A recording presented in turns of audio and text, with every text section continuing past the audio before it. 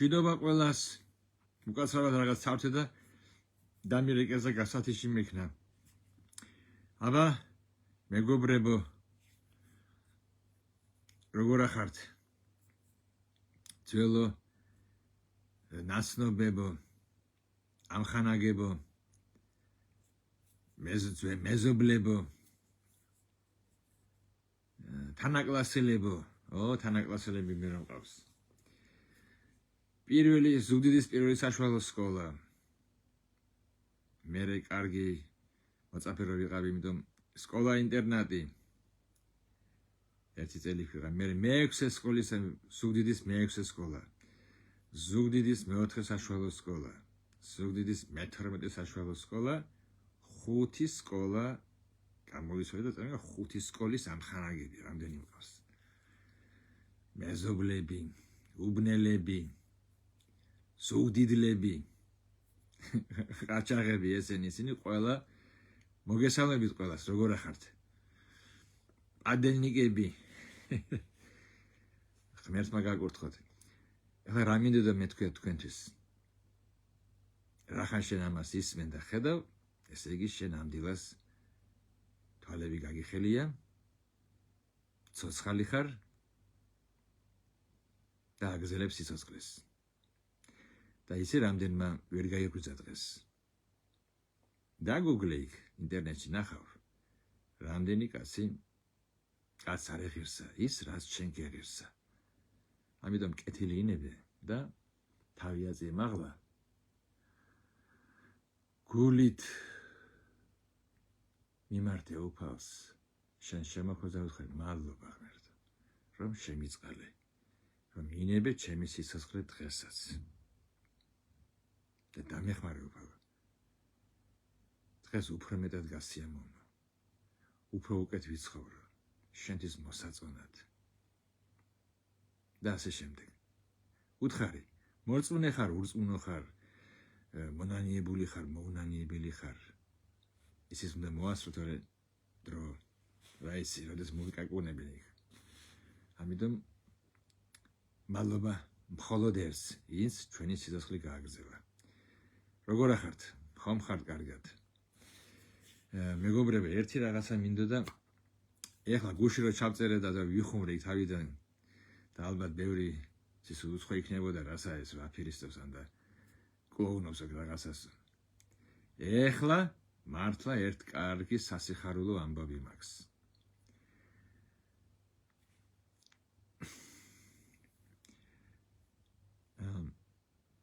ამ ქალაქში ახლა სადაც ვარ, იქ მუშაობ. ხო და იქ ხანდისხან ხდება ერთი პიროვნება, ეროვნებით მე მგონი აფრიკელია თუ ამისადა მაგვარი. შავკანოვანიანის და რაღაცაები მიმაქვს ხანდისხან და ერთ დღეს რომ მივაწოდე რაღაცა, ამ პიროვნებამ გაახსნა კარები და შევხედე ისეთ პიროვნებას, რომელიც იყო მომაკვდავი, ხო გინახიათ, მომაკვდავი ქათამი, მომაკვდავი ძაღლი, ანდა რა ვიცი, მომაკვდავი კაცი, ანდა ცხოველი, სული უდგას და всё, დამთავრებული იმის ამბავი.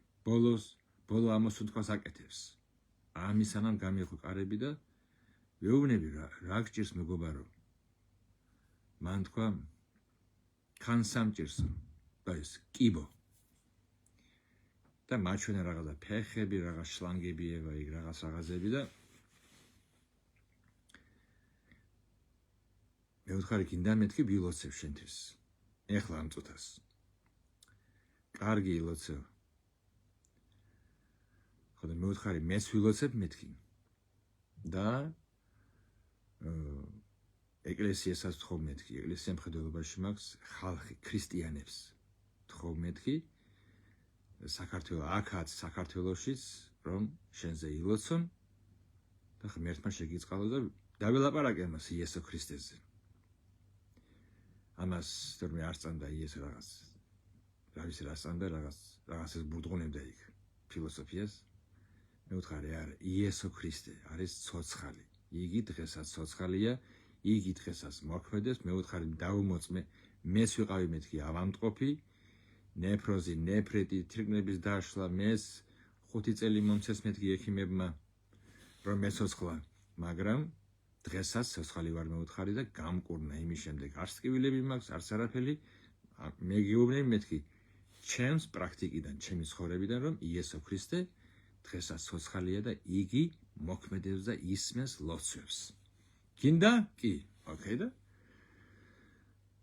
მეც ვილოცე, მერე გზაზე, თხოვე უფალს, დავრეკე საქართველოში, ჩვენ გვაქვს აქ ჩათი და უთხარით მებოდადებო, ასეთი სიტუაცია და გთხოვთ, ილოცეთ ამ პიროვნებაზე. იქ ბევრმაც აემაღლა ხმა, უთხრეს უფალს, უფალო, შეისახელი განდიდეს, რომ ამ პიროვნებამ ნახოს შენი ძალა, დიდება, შეეხმერთო და რა ვიცი, ამისანამ მაგვარი ლოცვები აღავლინეს. რამოდენიმე დღის შემდეგ ისე მომიწია იქ მისვლა, ცოტა უკეთესად იყო რაღაცა. როგორ ახარ უკეთესად და გუშინ ვიყავი. გუშინ ვიყავი და ვერ ვიცან ის კაცი. მე ვიფიქრე მისი ძმა ხო არაა მეთქი. ეს შენ ხარ მეთქი კაცო? ტელეფონზე ელაპარაკებოდა ვიღაცას. მე ვარ. ჩაუცვია რაღაც ბოტასები, შორტიკები და სადღაც პარკში მიდიოდა სასეირნოდ. თუ სარბენად რა ვიცი. მაჩვენებდა ფეხებს უყურეო, всё, არა მაქვს, არც კაპელარები, არც არაფერი, განმიკურნეო, დიდება უფალსო და რა იცით რა ვნახე? სასწაული ვნახე. ღმერთმა განკურნა. ის ელოდებოდა სიკვდილს და არა და სიცოცხლე აჩუქა უფალმა. უფალმა შეისმინა. იცით, მეგობრებო, რა არის? მე რას მოვინანიე? მე მართლა მაგარი ის ვიყავი. ავამტყოფი, გიდრო ნეფროზი, ნეფრიტი, თირკმლების დაშლა, 5 წელი მიუცია იქ დედაჩემისათვის, უნდა მომკვდარიყავი, მაგრამ და მე უთქვია, არასოდეს შენ შვილი არ ეყოლებაო. ბებიავრი გახდებიო, თირკმლები ასე და 5 შვილი მყავს. და 2-4 შვილი. ხო და რა მინდა მომისვა, იმდენი სასწაულები მაქვს ნანახი, რომ მოგიყვეთ, ბევრმა შეიძლება არ დაიჯეროს. ან მეზღაპრეთ, მომნათლოთ, ან თოდა შერეკილად. მაგრამ მე ვარ ამის მოწმე, მე იმდენი მინახია, ჩემი დამოწმება რომ დავწერო წიგნი, პატარა წიგნიც არ გამოვა. ხო და აი ეს მაქვს სასიხარულო ამბავი. მაქვს ის რომ ეგებ თქვენც ვინმე ავადახართ, ვინმე სჭირდებათ ზებუნებრივი ჩარევა. თვითონ ექიმებიც ამბობენ, ჩვენ ყველაფერი გავაკეთეთ და 10 დამოკიდებული არის ღმერთზე. იმათასწავთ. იქ მაშინ როცა კაცს არ შეუძლია კაცის ძალა გამოილევა, იქ მერე ღმერთი აგრძელებს თუ მას მიმართავენ. მე არ ვიცი ხანდისხან მოქმედებს, არ მოქმედებს, ხან იმდენი სასწაულები მინახია, დიდება გქონდეს, დარწმუნებული ვარ, რომ ჩვენი ღმერთი, როგორც წერია ბიბლიაში, იესო ქრისტე, გუშინ, დღეს და უკუნისამდე იგივეა. ასე რომ გწამდეთ ყოველი პრობლემი და ყოველი ავამტყოფობა ეს არის არაფერი თუ რწმენით მიმართათ უფალს. დიდება გქონდეს იესოს. მეგობარო, იცოდე რომ ღმერთი რეალურია. სულ არ მქონდა მხედველობაში, მაგრამ წავიკითხე ერთ ადგილს. ჭიტა ეს არის პური ჩვენი არსობისა. მშვიერი ხო არ ახარ? სულიერ დიეტაზე ან მარხვებში ხო არ ახარ? სულიერი მარხვები არ აგარი. სულიერი მარხვები ვარქვენ იმას, როცა კაცი არ კითხულობს ღვთის სიტყვას. ნამდვილ პურს როცა არ ჭამს კაცი, ის მარხულობს. პირიქით, ხორცელად ვიმარხულოთ, სულიერად კი ვიკითხოთ ღვთის სიტყვა. მოციქულთა საქმის მე 17 მუხლი. მოციქულთან საქმე 17. მე ვლაპარაკობ ცოცხალ ღმერთზე. მე ვლაპარაკობ იმ უფალზე, რომელსაც ქადაგებდა მოციქული პავლე. და პავლეს ქადაგება იყო ასეთი.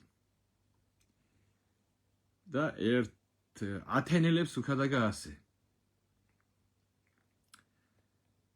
ღმერთი, რომელმაც შექმნა სამყარო და ყოველივე რას მასშია, იგი არის ცის და ქვეყნის უფალი.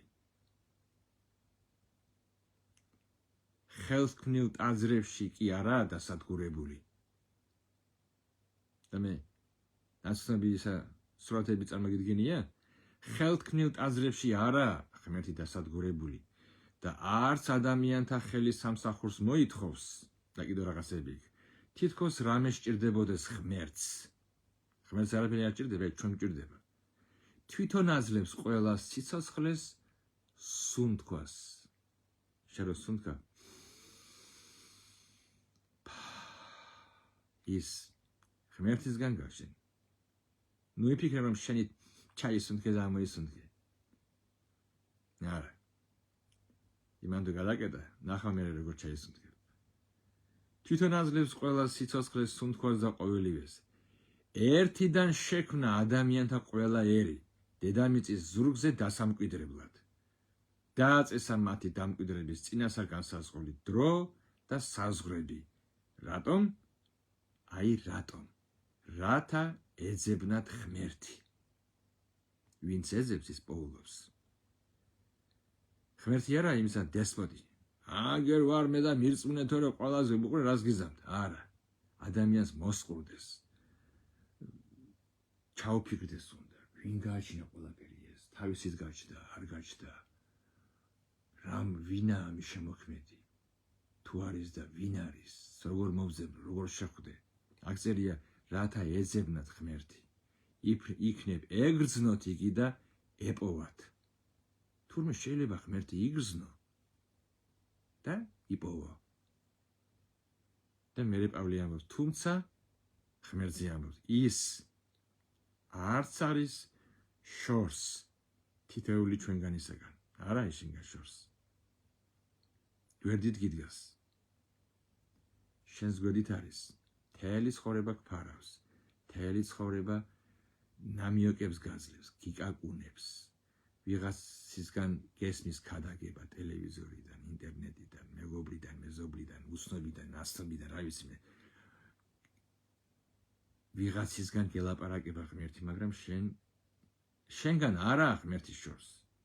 ასე ამბობს მოციქული პავლე. ის არც არის შორს თითეული ჩვენგანისაგან. ვინაიდან მისით ვცოცხლობთ, მოვძრავთ. მოძრავ? ფეხები, ხელები. ამოძრავებ? თვალებს ახამხამებ? ესმის? ეს ყველაფერი იმიტომ რომ მისით ცოცხლობთ, მისით მოვძრავთ და ვარსებობთ. და რაკი ღმერთის ნაშიერი წერია და რაკი ღმერთის შექმნილნი ვართ, არ უნდა ვიფიქროთ. მე ვკითხულობ სახარებას, მაგრამ არ ვკითხულობ მე წმინდანების წინგზან და ხაგავად გიტას და რამე ისა. ბუდის სხვა ლიტერატურას, ეს ახალი აღთქმა და ფსალმუნები და მოციქულთა საქმეში ვკითხულობ რა წერია იმას. რაკი ღმერთის ქმნილებანი ვართ, არ უნდა ვიფიქროთ რომ ღმერთი წააგავს ოქროს, ვერცხლს, ქვას, რომლებზედაც აღბეჭდილია ადამიანის ხელოვნება და აზროვნება. ხარავენი რაღაცას ვიღაცას იქ ოქროზე, ქვაზე, ხეზე, ხელთუქმნელი, ქნილი, არაქნილი უწოდებენ მე რაღაც რომ რაღაცა გახდეს ვითომ და ნიშნელოვანი ხელთუქმნელი ხატი, ხელთ არუქმნელი ხატი, თავისით გაჩენილი სურათი. ღმერთი არ უნდა ვიფიქროთ რომ წააგავს ოქროს, არა ის ღმერთი ან ქვა, სადაც აღბეჭდილია ადამიანის ხელოვნება და აზროვნება და ამგვარადო ღმერთმა უგულებელყო უმეცრების ჟამი. მეგობრებო, ეს არის უმეცრების ჟამი. უმეცრობაა, როცა ადამიანი რაღაცას ხატავს თავისი ხელით ნახატთან და თავისი ხელით გამოთვლის წინ დგას და ლოცულობს. და ეშმაკი დგას იგი სადღაც და ფიქრობს. არა, вообще სულელი ეს კაცი. თვითონ გამოთალა. თვითონ შექმნა. თვითონ დღეები ხატავდა, წერდა ფრესკას რაღაცა, ნახატ. რაღაც დახატა. და მერე დგას და მას თხოვს რაღაცას. და ალბათ ეშმაკი საოცარი ეს ადამიანები. სულ არ უმუშაობს მათ გონება. მესმის რაღაცა გაჩნდა, მოვიდა და გელაპარაკება ვიღაცა. და იგივე ვიღაცამ დაიჯერა თავდადხ ღმერთია, მაგრამ შენ თვითონ ფისრისგან, ქვისგან თლი რაღაცას და მერე იმას ელაპარაკები და მის წინაშე ტირი ხარ. დურმანი ხი ამას რუსულად. ღმერთმა უგულებელყო უმეცრების ჟამი, ასე გარცოდნის დრო და ახლა აუწყებსო ადამიანებს ყველას ყველგან მოინანიონ. იმიტომ რომ თუ არ მოვინანიებთ, ცუდადაა ჩვენი საქმე. ამიტომ მეგობრებო, სულ სხვა თემაზე მინდოდა, მაგრამ სულ სხვანაირად წავიდა. ჩვენი ღმერთი არის მოქმედი, იგი არის მკურნალი. იესო ქრისტე დღესაც რაც იყო იმ დროს 2000 წლის წინათ, რაც იყო პავლე მოციქულის ცხოვრებაში, რაც იყო პირველ საუკუნეში, ის არის დღესაც და ის იქნება უკუნისამდე. ასე ამბობს ბიბლია. იესო ქრისტე გუშინ დღეს და უკუნისამდე იგივეა. იგი დღესაც კურნავს დამსხვრეულ გულებს, შეჭრებულ გულებს, დაშლილ ოჯახს აღადგენს, როგორც მრავალი აღადგინა და კურნავს. აი როგორც მაგალითად გუშინ. ნახე კიდევ ერთი ღვთის დიდება. არ წდება ის სასწაულები, რომელსაც ყოველთვის უფალი მახვედრებს, მაჩვენებს. ასე რომ მიმართე უფალ ცოცხალობას. ილია, ის არაა შენგან შორს. ნუ ფიქრობ, რომ სადღაც ღრუბლების იქით, სადღაც დაკარგულშია ღმერთი. კი, იქაც არის, იქ წერია, რომ იგი არის მიუღწევა სინათლეში, მაგრამ აქ დედამიწაზე იესომ გამოგზავნა სულიწმინდა ღმერთი. და იგი სულიწმინდა ყოველთვის ჩვენ გვაძლევს ცნობიერებაში, გვეუბნება, მოძებნე უფალი. იგი არაა შორს შენგან. რა წავიკითხე ახლა? იგი არ არის შორს თითოეული ჩვენგანისაგან. არამედ სულიწმინდა გვეუბნება, მიდი იესოსთან. ნახატთან და ქანდაკებასთან კი არა, შედი შენს ოთახში. მოიყარე მუხლი, მიმართე მას, დაელაპარაკე. და იცით კიდევ რას ვიტყოდი? სატანამ მაგარი რაღაცა გააკეთა. შექმნა სპეციალური ლოცვები. ხო გინახიათ ან გაიგონიათ ლოცვების წიგნი. ეს სატანამ შექმნა. იცი რატომ? რომ შენ გული არ გახსნა, რომ შენ არ ილაპარაკო. რომ შენი გულიდან არ წამოვიდეს ღმერთთან ცოცხალი ურთიერთობა. შეიძლება ვიღაცას გასულ საუკუნეებში დაუშვათ ვლაპარაკო, კბილით კიოდა. რაღაც საკითხი. იმაზე ლოცულობს ეს ვიღაცა. მე რაზე უნდა, მე არ ამაქვს იმისი პრობლემა, რასაც იმას ჰქონდა. მე სხვა მჭირს. დაუშვათ მე ყური მტკივა. რატომ უნდა ვილოცოთ? კბილი მტკივა. თუ გამიგე რას ვლაპარაკო. მე უნდა ველაპარაკო ღმერთს ის რაც მე მჭირს, მე მინდა. აი ეს სიტუაცია, ამ სიტუაციაში მჭირდება დახმარება.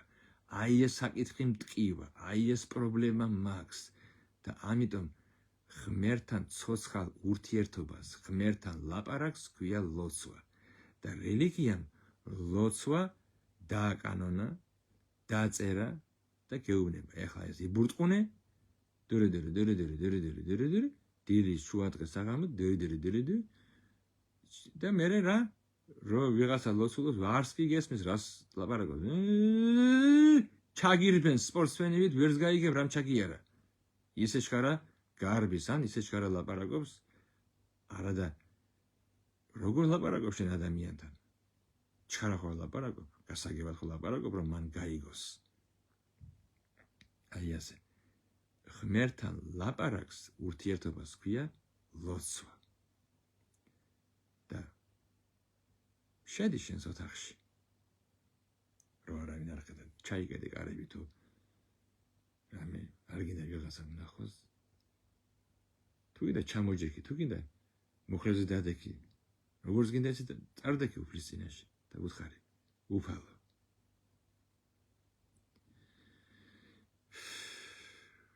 შემოდი ჩემს ცხოვრებაში გადამარჩინე დამეხმარე მიჭირს ანდა ეჭვიც მაქვს ღმერთო თუ არსებობ დამეხმარე იმრავლე რწმენა მოდი ჩემს ცხოვრებაში შემოფეთქე ჩემს სულში დამეხმარე მოუღევი შენი გაჭირება მოუღევი შენი ტკივილი იმიტომ რომ ეს მასაა რომ უნდა შენთან ურთიერთობა ეს თვითონ უფალია რომ ეძებს შენთან კავშირს იმიტომ რომ უყვარხარ ამიტომ ნუ გეშინია მისი ის არ არის საშიში პირიქით ის არის ყველაზე უფრო ტკბილი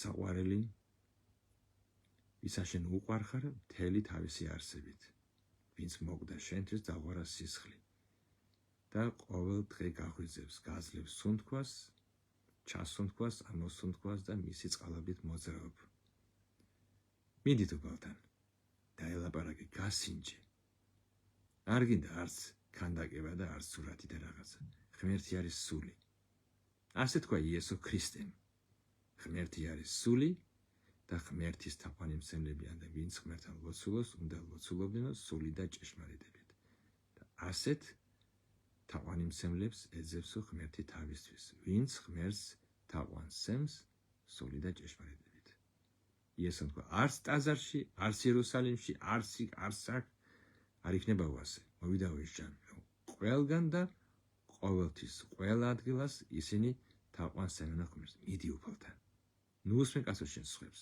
შენ სახარებას უსმინე შენ იესოს უსმინე რასაც იესო გეუბნება ის გააკეთე და თუ გაინტერესებს რას ამბობს იესო აიხე სახარება და წაიკითხე და ირწმუნე იქ რაც წერია უფალი გელოდება უყვარხარ მას და აბას შენ იცი გასინჯე მიდი შედი ოთახში და დაელაპარაკე ღმერთს როგორც შენს ახლობელს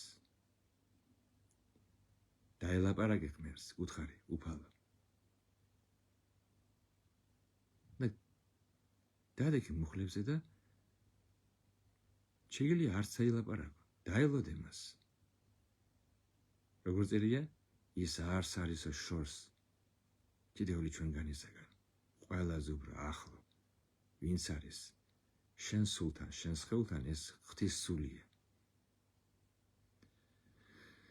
ოხ მე გელაპარაკები თქვენ და მეც რომ ვიცოდე მეც რომ შეგნებული მქონდა იმიტომ რომ ეს დიდი რაღაცა როცა რამდენადაც შეცნობილი გვაქვს იმდენად უახლოვდებით ღმერთს არა და ყველაზე უფრო რეალური ამ ქვეყნად ვინც არის ეს არის ღმერთი მისი წმინდა სული